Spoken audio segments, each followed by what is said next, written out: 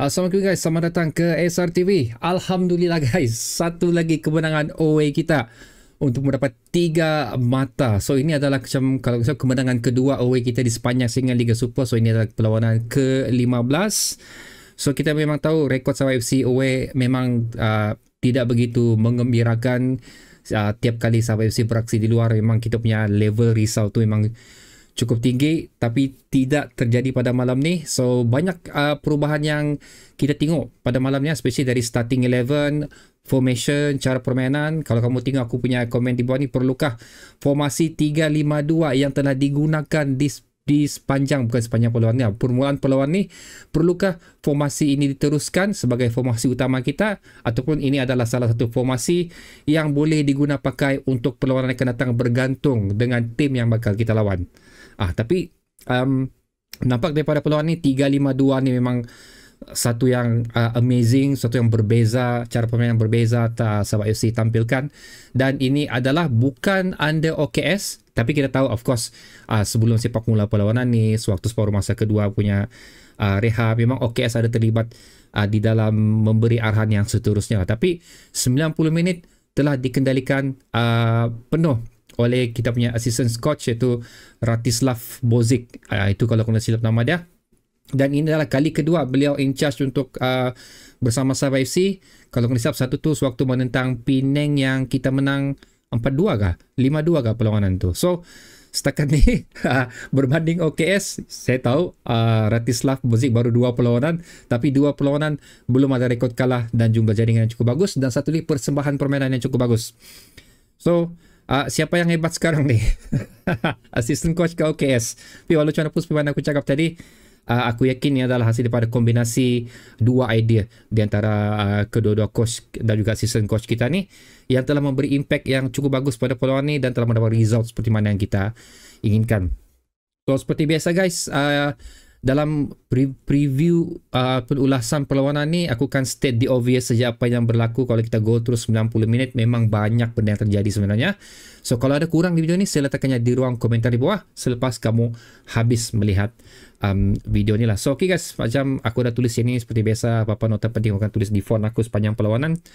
So formasi bukan, ya betul lah, formasi 3-5-2 telah digunakan oleh Sabah, hampir juga sama dengan 3-4-3. Anyway, 3-4-3 telah digunakan oleh Kelantan United lah dalam perlawanan ni. Kelantan pun 3-4-3 di bawah coach baru mereka. So ini adalah formasi yang baru untuk Kelantan juga, seperti mana Sabah menggunakan formasi ini. So ini adalah sedikit rotation saja, di mana kalau di depan dulu kita ada 3, so kita tarik satu orang pemain ke bawah untuk mengkompakkan bahagian midfield kita. So itu yang berlaku dalam perlawanan ni, membuatkan total ball control lebih kepada Sabah FC, walaupun kalau kita tengok percentage ball control pada perlawanan tu lebih kurang Sabah FC dalam 55%, Kelantan United dalam 45%. Tapi kalau kita tengok 90 minit perlawanan tu, kita tahu siapa yang lebih mengawal bola, menguasai tempo perlawanan. So of course Sabah FC lah yang aku maksudkan, dan ini aku yakin ini adalah kerana formasi yang baru diterjemahkan dalam perlawanan ni, satu filosofi yang cukup beza. Sebelum aku pergi jauh, aku anggap perlawanan ni, cara permain Sabah ni adalah perlawanan terbaik Sabah FC daripada 14 perlawanan yang telah mereka lalui.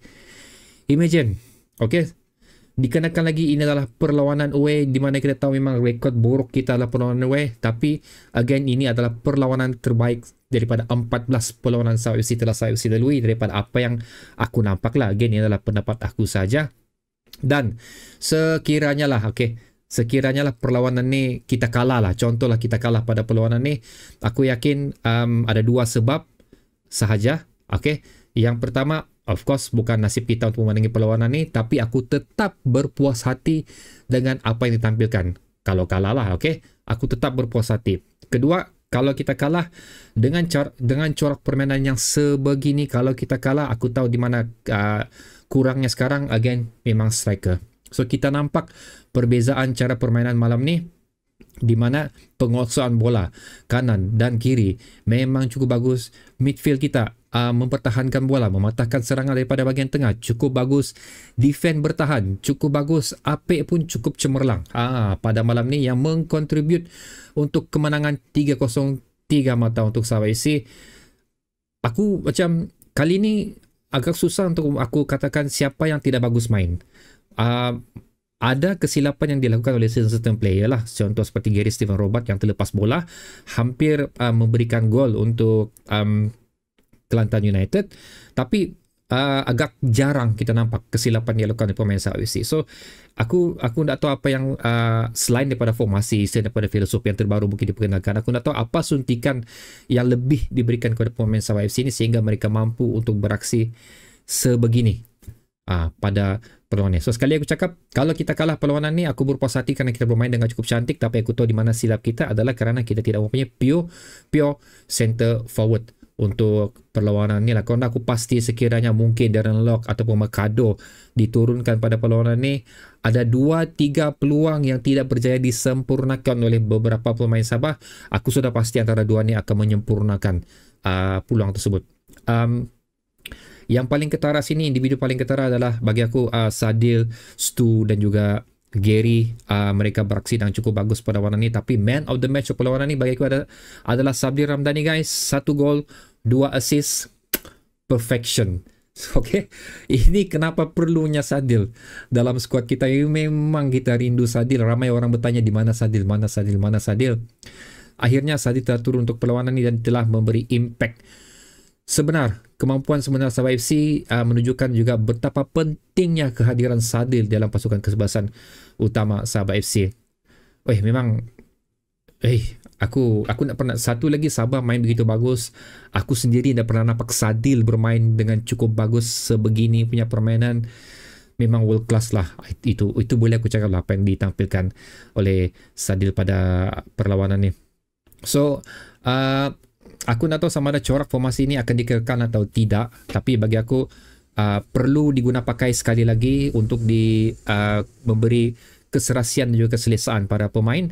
So meletakkan 2 striker di bahagian hadapan, bagi aku especially Sadil di bahagian hadapan tu, sebenarnya kita tidak nampaklah Sadil pun berfungsi sebagai pure striker di hadapan tu. Kita nampak juga Sadil berlari ke arah kiri di mana posisi kegemaran beliau. Tapi bagi aku impact sebenar untuk meletakkan Sadil di bahagian serangan adalah untuk meng-attract 3 pemain defender Kelantan United at least untuk berada bersama beliau sewaktu beliau memegang bola, ataupun untuk mengawal beliau, untuk membuka pemain lain berada di posisi kosong. Dan ini kita telah nampak sewaktu gol yang telah dilakukan oleh Badru Bakhtiar.